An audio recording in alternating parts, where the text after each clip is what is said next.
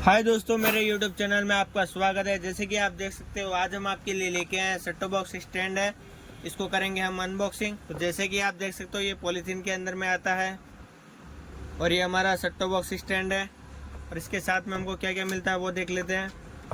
और ये हमको स्क्रू मिलता है और ग्रिप मिलती है ये, और यहाँ पर स्क्रू टाइट करने का ऑप्शन दिया जाता है। हमारा कुछ इस प्रकार सेट टॉप बॉक्स स्टैंड लगता है और इसके ऊपर सेट टॉप बॉक्स इस प्रकार रखा जाता है।